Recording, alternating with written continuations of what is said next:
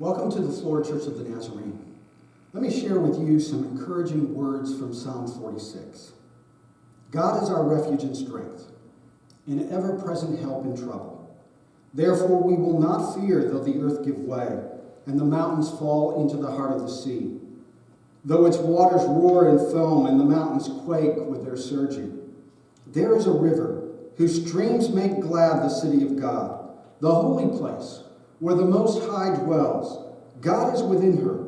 She will not fall. God will help her at the break of day. Nations are in uproar, kingdoms fall. He lifts his voice. The earth melts.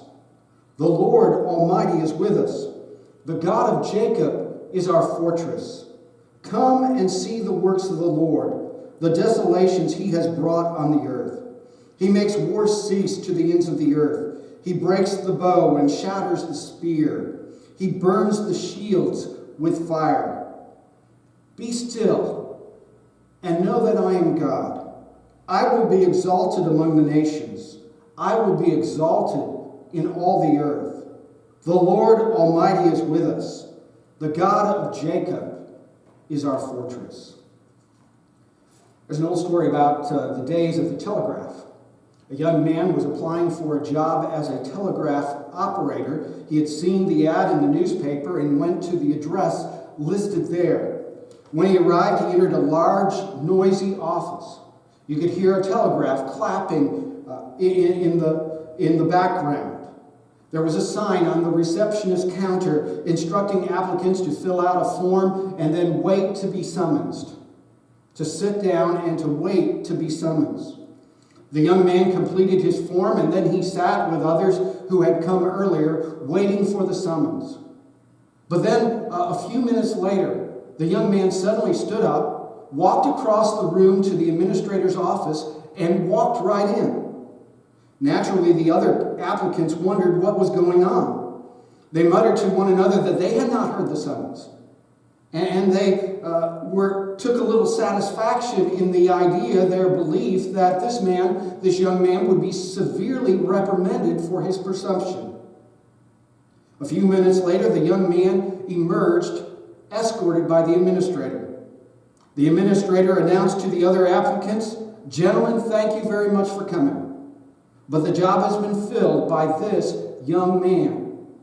You can imagine the confusion and the outrage by the other applicants. They began to say, "Wait a minute. He was the last one to come in, and we didn't even get a chance to interview. That's not fair." But the administrator responded, "All the time you've been sitting there, the telegraph has been ticking away a code. If you understand this message, then come right in. The job is yours. None of you heard it or understood it. This man did. So the job is his." We live in a time of great uncertainty. The coronavirus and its effects on our economy are causing a great deal of apprehension and fear. And yet God's message has been clacking away in the background in the hope that we stop, hear, and respond to what God has to say. What encouraging and uplifting words the psalmist shares in Psalms 46. What a message for our times. The psalm can be divided into three sections. Verses 1 through 3 and verses 4 through 7 express God's sufficiency amidst two of the most frightening and dangerous circumstances any of us can ever face.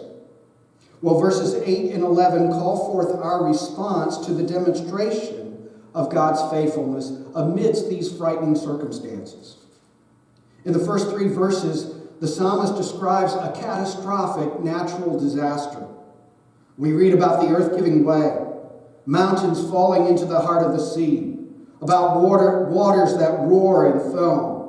The psalmist envisions an earthquake so severe that it measures off the Richter scale.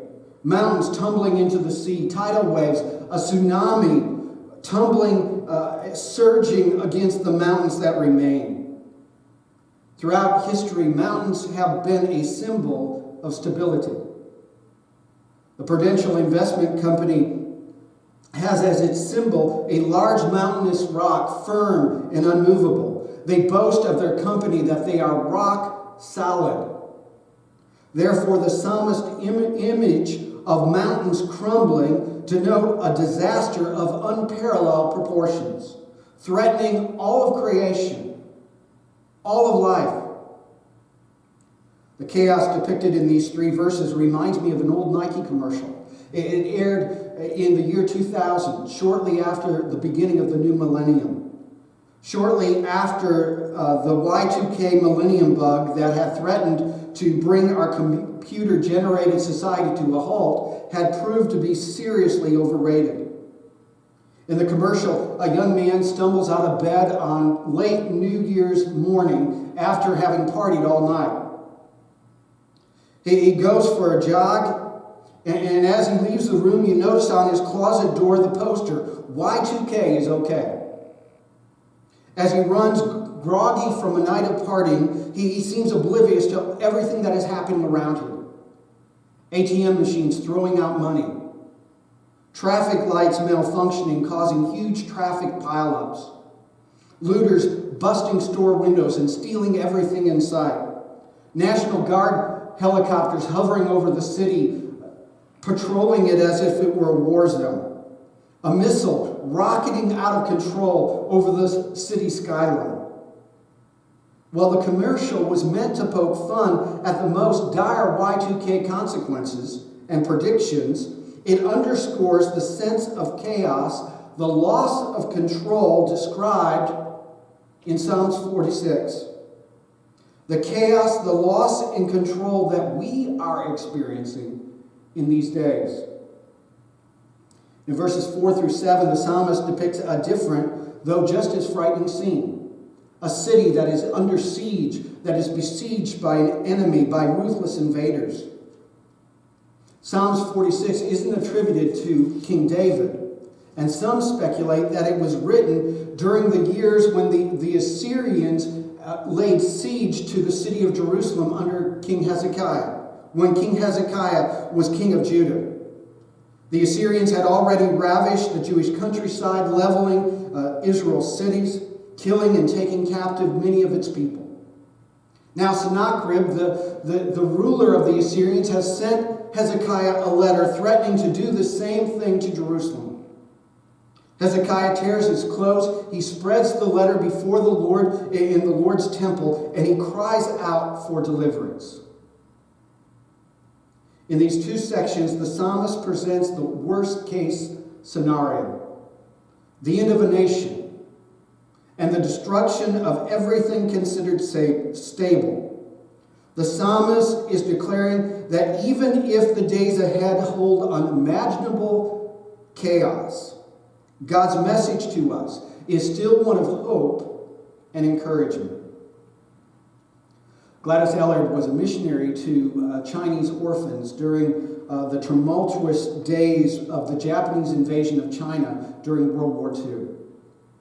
She was forced to flee the invaders, and Gladys and just one assistant had to take over 100 young orphans across the rugged mountains to free China. During this difficult journey, Gladys grappled with fear and despair as never before. Starvation, dangerous terrain, the possibility of being discovered by the enemy were lethal threats. After passing another sleepless night, Gladys, in the morning, her hope all ebbed away, felt she could go no further. She just did not have the hope or the peace to continue on. One of the 13-year-old girl in the group tried to encourage the missionary. She tried to encourage the missionary by reminding her of their much-loved story of Moses and the Israelites crossing the Red Sea. "But I'm not Moses," Ellard cried in despair. "Of course you're not," said the 13-year-old girl. "But God is still God." When Gladys Ellard and those orphans arrived in free China, it proved once again that no matter how difficult the situation or how inadequate we may feel, God is still God, and He can be trusted. The psalmist expressed it this way in Psalms 1. God is our refuge and strength, an ever-present help in trouble. Inspired by this verse, the hymn writer penned, "A mighty fortress is our God, a bulwark never failing. Our helper he amid the flood of mortal ills prevailing." In verse 4, the psalmist writes of a river flowing through the city of God. Often in Scripture, a river symbolizes the presence of God. And the city of God through which the river flows represents the community of the faithful, you and I as believers. The psalmist assures us in verse 5 that even if the mountains are giving way and crumbling into the sea, even if the opposition besieges all around us, God is within her. She will not fall. God will help her at the break of day. God is with his people. The theme of the first 7 verses of Psalm 46 can be stated in just 5 words. God is on our side. King Hezekiah experienced the reality of this promise, the promise of God's faithfulness firsthand. As he laid the Assyrians' threatening letter before the Lord and prayed to God for deliverance.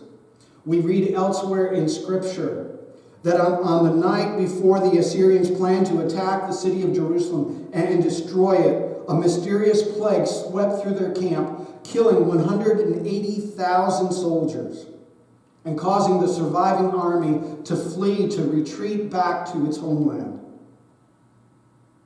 Former pastor and the former chaplain of the United States Senate, Dr. Lloyd John Ogilvie, applies the message of Psalms 46 to today when he writes, "We are forced to consider the worst that might happen in the trouble we confront, and to ask, could that destroy my relationship with the Lord or my assurance that I am alive forever?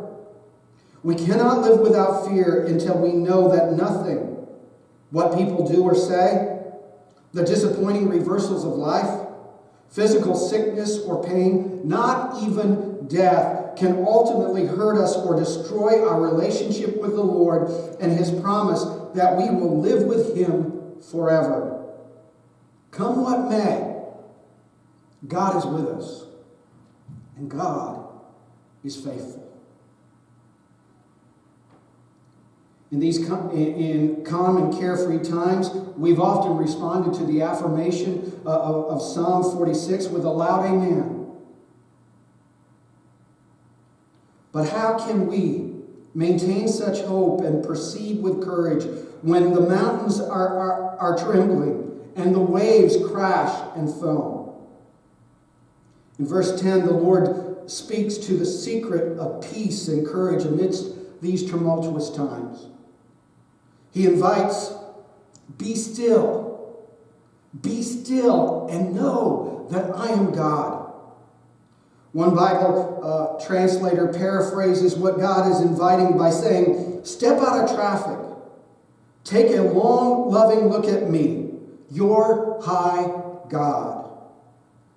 Just as when a game is beginning to slip away, a coach will often call the players over to remind them of their game plan. So the psalmist is calling us to schedule into our days times to reflect on the demonstrations of God's faithfulness. It is as we stand amazed of the demonstrations of God's grace and deliverance that we've already experienced, that we have the strength and confidence and encouragement we need to face future challenges. I'm reminded of that old story of a man who was trembling in fear as he stood before the gateway to the future. Anxiously, he requested of the gatekeeper, give me a light that I may tread safely into the unknown. But the gatekeeper wisely replied, go out into the darkness and put your hand into the hand of God. That will be better to you than a light and safer than a known way. Have you placed your hand in his? Are you taking time to reflect on God's goodness, his promises? The Lord is with us. He is faithful. He is our refuge and strength, an ever-present help in trouble. God bless you, and God keep you.